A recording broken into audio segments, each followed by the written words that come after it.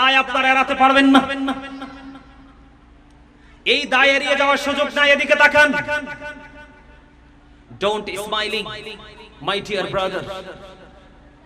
দয়া করে হাসবেন না আমার ভাইরা। এটা হাসির জায়গা না, এটা কাদার জায়গা। এখানে উদাসীন হওয়ার জায়গা না, এখানে সিনসিয়ারলি আলোচনা শোনার জায়গা। কারণ আপনি যদি এখানেও বসে হাসেন, কাঁদবেন কোথায়? আপনি এখানে বসেও যদি অন্য মনস্ক হয়ে যান, তাহলে আপনি চিন্তা করবেন কোথায়? মনে রাখবেন, যারা বাবা হয়েছেন এবং যারা বাবা হবেন, every parent should take care their children very carefully. প্রত্যেকটা পিতামাতার উচিত তাদের সন্তানের দায়িত্ব যত্ন সহকারে পালন করা।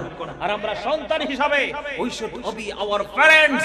আমাদের প্রত্যেকের উচিত আমাদের পিতামাতাকে মান্য করা, কারণ মা বাবাকে মান্য করা ফরজ, তাদেরকে কষ্ট দেওয়া হারাম।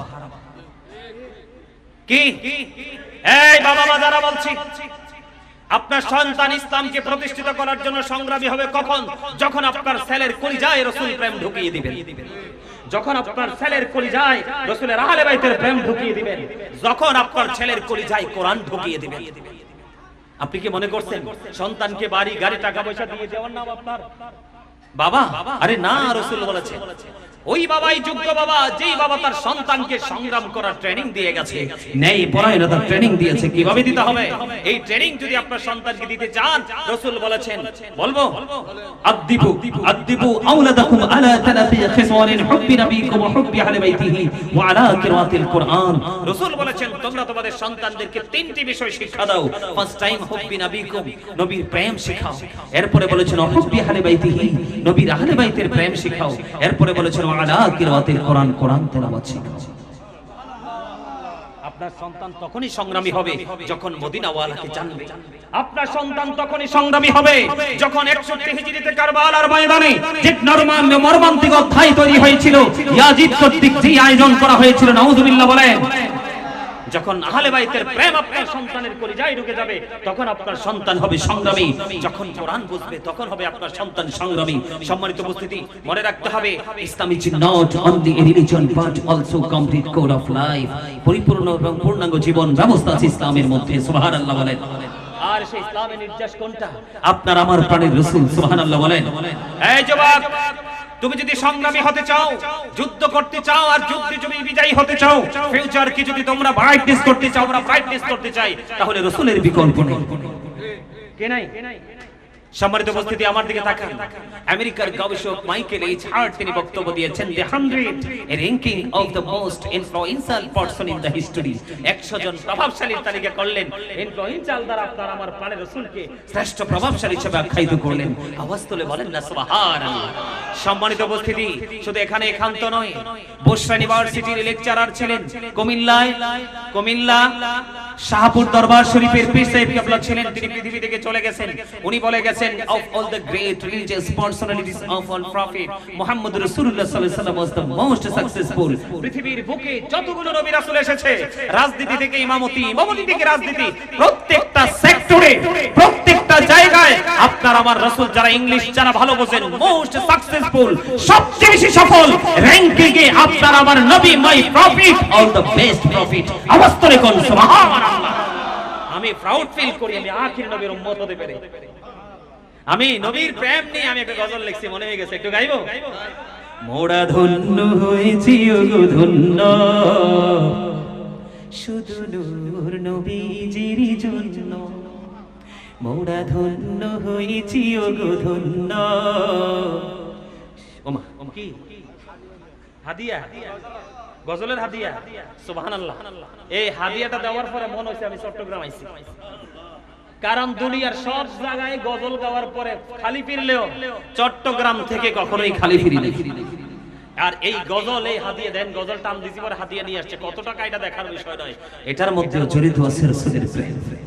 মারহাবা বলেন আর জোরে বলেন, ওরা ধন্য হয়েছি ওগো ধন্য, শুধু প্রাণের নবীজির জন্য। বলেন, মোরা ধন্য হয়েছি ওগো ধন্য, শুধু নূর নবীজির জন্য।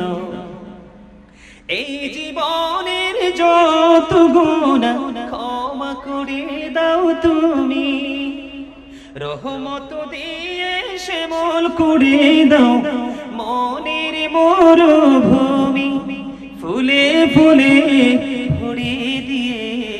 আমায় করো পরিপূর্ণ, মোরা ধন্য হয়েছি ওগো ধন্য, শুধু নূর নবীজির জন্য।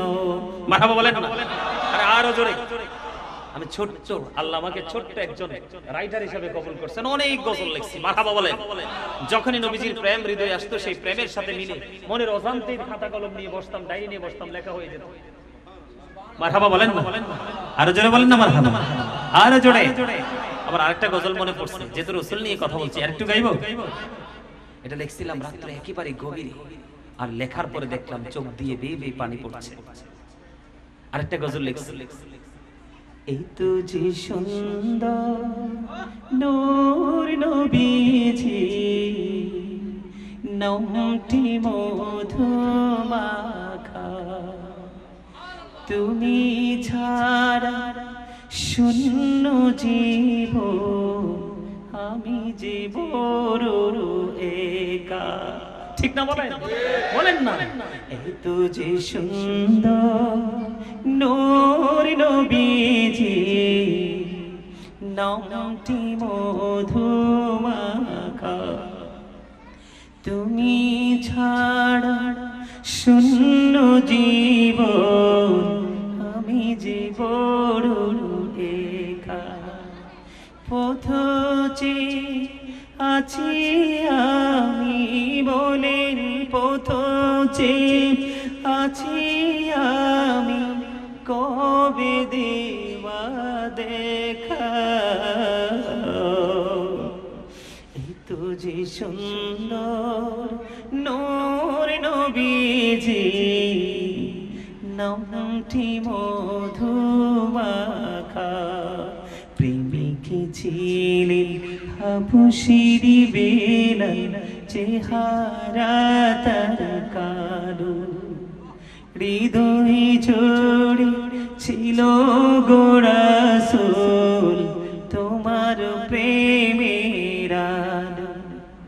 ফুলের প্রেমিকে ছিলেন হাবশির বেলাল, চেহারা তার কালো, হৃদয় জোড়ে ছিল গো রাসূল, তোমার প্রেমের আলো।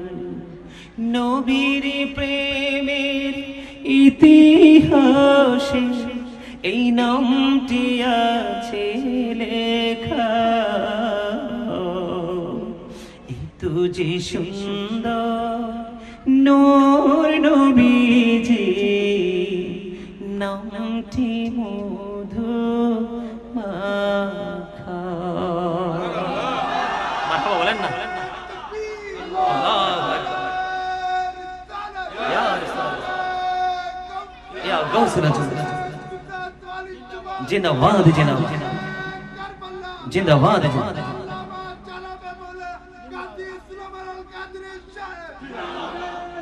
আল্লাহু আকবার, আল্লাহু আকবার। দেখছেন নি কি নিখুঁত ভাবে আমার নামটা উচ্চারণ করছে, কি দারুণ রিহার্সাল, ওয়াও বিউটিফুল। আলহামদুলিল্লাহ বলে।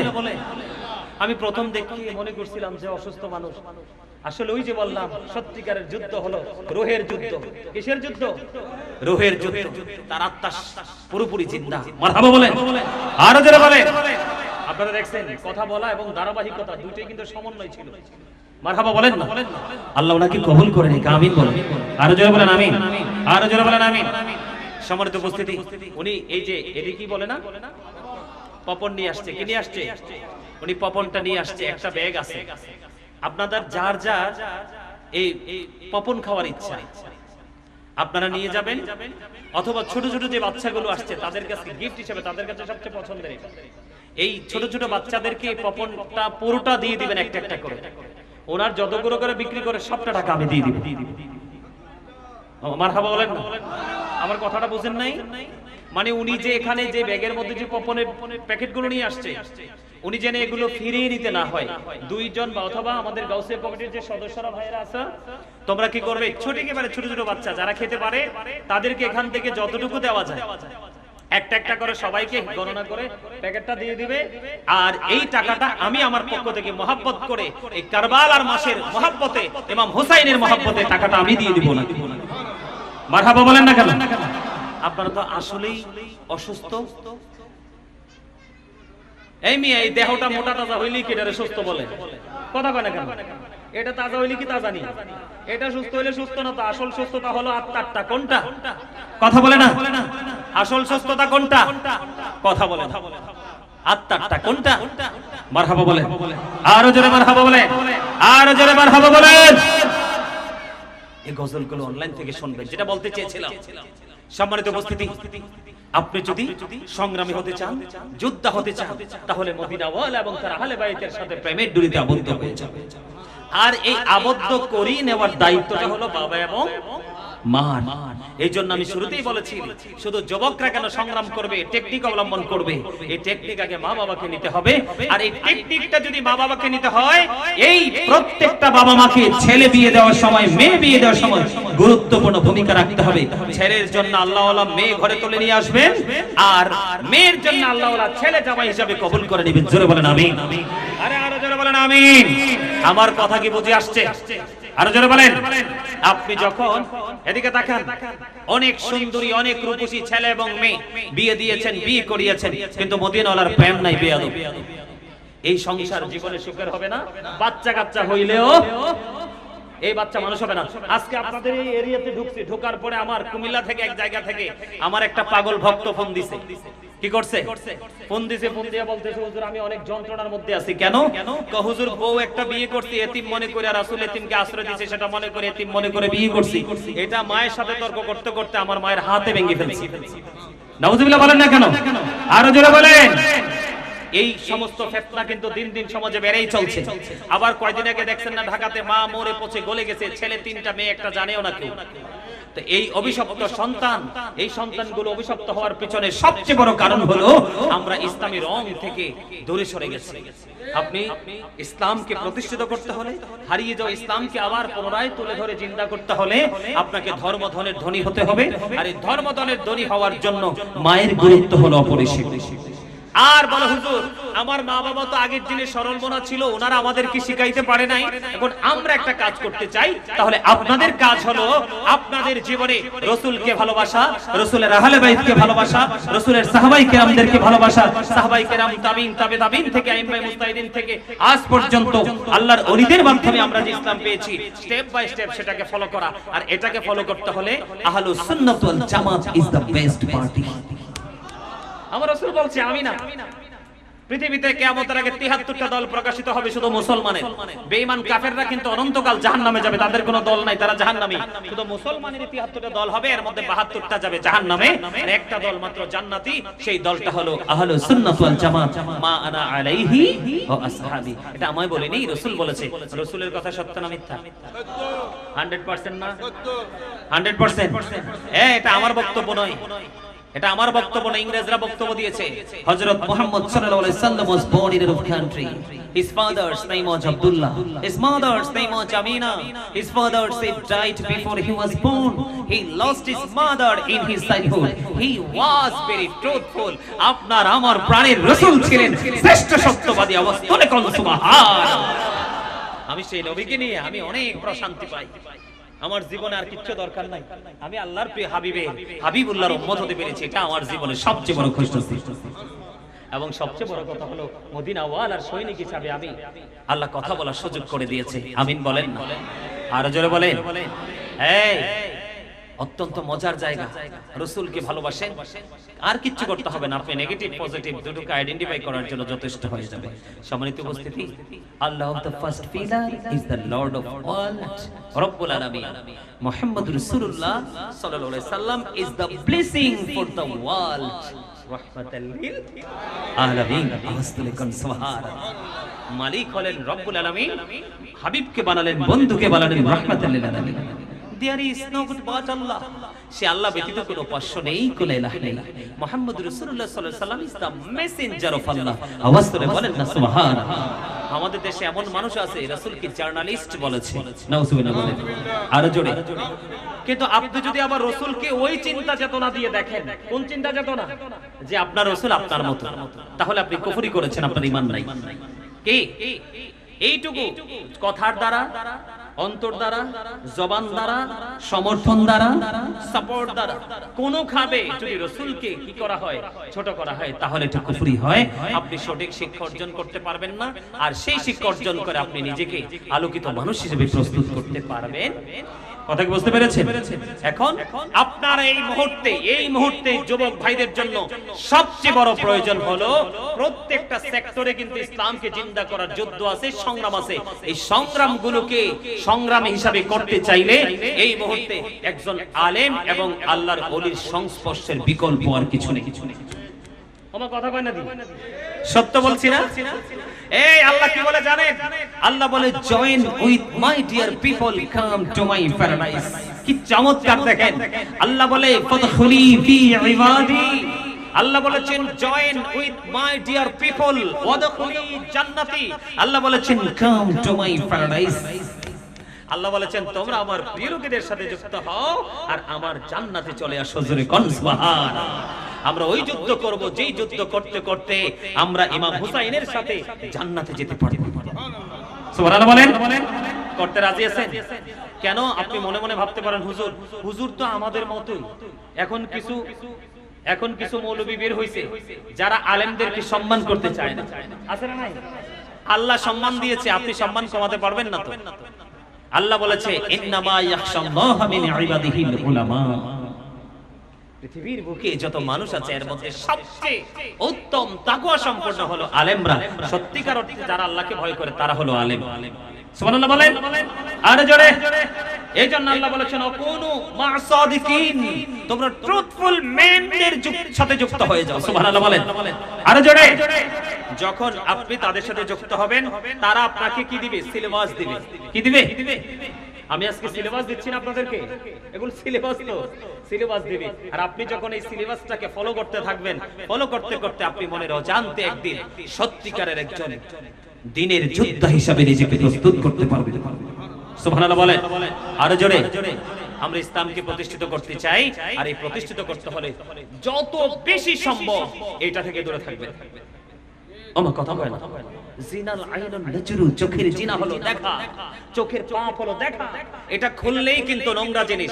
আপনি যখন নোংরা জিনিস চোখে দেখবেন, নোংরামি কিন্তু আপনার অন্তরে এসে বাসা বাঁধবে। আর অন্তরে যখন এসে বাসা বেঁধে ফেলবে তখনই আপনার ফিজিক্যাল নোংরামি শুরু হয়ে যাবে। এজন্য এটা থেকে দূরে থাকতে হবে সত্যিকারের যুদ্ধ হতে হলে।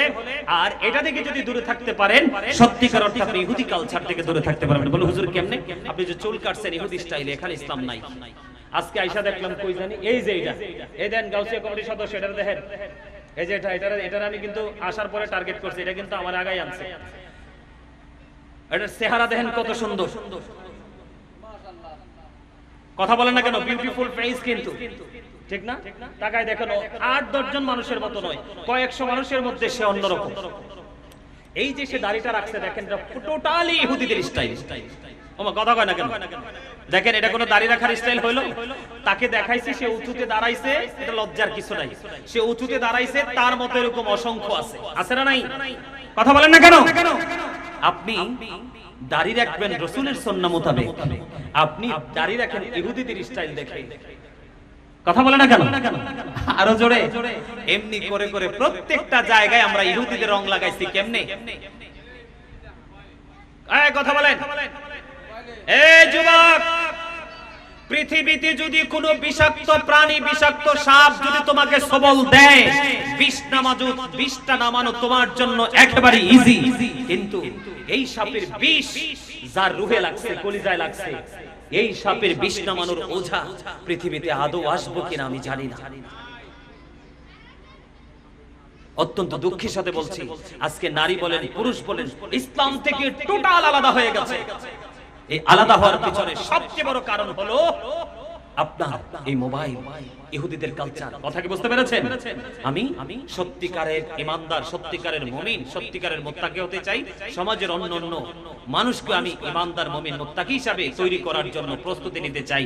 আর সেটার জন্য আলেমদের সাথে সম্পর্ক, সময় দেওয়ার কোনো বিকল্প নেই। ঠিক না বলেন? আরো জোরে। এই যে জুম্মার নামাজ পড়তে যান, শুক্রবার এমন একটা দিন আল্লাহ রাসূল বলেছেন আল জুমআতু ইলাল জুমআহ, এক জুমা থেকে আরেক জুমার মাঝখানে যেই গুনাহ, এই গুনার কাফারা হয়ে যায় যদি দুই দিকের জুমা সঠিকভাবে আদায় করা যায়, কবিরা গুনাহ থেকে বেঁচে থাকতে চাই। অথচ আমরা জুম্মার দিনে কমার্শিয়াল ভাবে নামাজ পড়ি। কথা বলেন না কেন? হ্যাঁ, মসজিদে যাই আমরা সবার আগে পরে, কিন্তু বের হই সবার আগে। আমার কাছে অত্যন্ত লজ্জা লাগে, এখনকার ছেলেরা মোনাজাতটা পর্যন্ত দেয় না। দেয় এক, আমার মনে হয় অনেক ছেলেরা একটা সালাম ফিরেই উঠতে দৌড়, এরকমই মনে হয়। যুবক, যেই ছেলেটা কমার্শিয়াল ভাবে তোমরা আগে গেছো এবং সবার পরে বের হয়েছো, তোমার নিয়ামত তুমি কেমন করে যুদ্ধ করলে, আজকে জুম্মার দিনের যুদ্ধটা কেমন করে করতে হয়। আল্লাহ রাসূল বলেছেন যেই যুবকটা জুমার দিনে সবচেয়ে উত্তম রূপে গোসল করলো, সবচেয়ে দামি, সবচেয়ে সুন্দর, সবচেয়ে লম্বা জামাটা পরে, সবচেয়ে উত্তম রূপে আতর গোলাপ লাগাইয়া গাড়ি দিয়া না হাইটা হাইটা মসজিদে রওনা দিল, তার প্রত্যেকটা কদমে কদমে গুনাহ ঝরে পড়তে থাকলো। আর এই করে করে সে সবার আগে মসজিদে গিয়ে সামনের কাতারে বসে গেল। উট কুরবানির সওয়াব তার আমলনামায় ঢুকে গেল। সে সকল সুন্নাত নামাজ ফরজের আগে আদায় করলো এবং সালাম ফিরানোর পরে সমস্ত নফল ইবাদত করে সবার পরে সে মসজিদ থেকে বের হলো। রাসূল বললেন সে যখন বাড়ির দিকে রওনা হয়, তার বাড়ি যাইতে যতগুলো কদম লাগে, প্রত্যেকটা কদমের বিনিময়ে 1 বছরের নফল ইবাদতের সওয়াব দেওয়া হয়। আপনার বাড়ি মসজিদ থেকে যাইতে যদি 20টা কদম লাগে, 20 বছরের নফল ইবাদতের সওয়াব। যদি 100 কদম লাগে, 100 বছরের নফল ইবাদতের সওয়াব। আর যেইটা সবার পড়ে গেছে, সবার আগে বের হইছে, এটার জন্য কত বড় গজব দেখেন। ওই যে যুদ্ধ সংগ্রাম কেমন করে করতে হবে, যেটা সবার পড়ে গেছে এবং সবার আগে বের হইছে, এটা নসিব কত মন্দ। যখন ইমাম সাহেব খুতবাটা নিয়ে যখন খুতবা দেওয়ার জন্য যখন মিম্বরের দিকে রওনা দিয়ে দেয়, ঠিক তখনই আজকে জুম্মার দিনে মসজিদের গেটে যেই ফেরেশতারা এসে, এই প্রথম যিনি আসছেন আজকের দিনে তার রোল নাম্বার 1, দ্বিতীয় যিনি আসছে তার রোল নাম্বার 2, এমনি করে করে ইমাম সাহেব খুতবা দেওয়ার আগ পর্যন্ত যারা আসছে তাদের একটা ক্রমিক ক্রম অনুযায়ী তাদের একটা তালিকা করা হয়। কিন্তু যেই ছেলেটা সবার পরে খুতবা দেওয়ার সময় ছুটে আসলো, এই ছেলেটা এতটা বদকিসমত, এই ছেলেটা যখন মসজিদে ঢুকে তখন আজকের জুম্মার মুসল্লি হিসাবে এই স্পেশাল ফেরেশতার খাতায় তার নামটা আসে না। তার কারণ যখন ইমাম সাহেব খুতবা দেওয়ার জন্য প্রস্তুতি নিয়ে নেয়, তখন ওই ফেরেশতারা তার নোটবুকটাকে ক্লোজ করে বন্ধ করে ওই খতিব সাহেবের খুতবা শোনার জন্য দাঁড়িয়ে যায়। আওয়াজ করে একবার বলেন নাউজুবিল্লাহ। যুদ্ধ কিভাবে করতে হয়, একজন আলেম, যোগ্য দক্ষ একজন আলেমের সাথে প্রেম করবেন। জীবনে ঘুম থেকে উঠে সকালে বিছানায় যে যাওয়ার পর্যন্ত আমার সময় নাই, তাইলে আজকে 5 ঘন্টা ওয়াজ করতাম, কিন্তু সম্ভব না।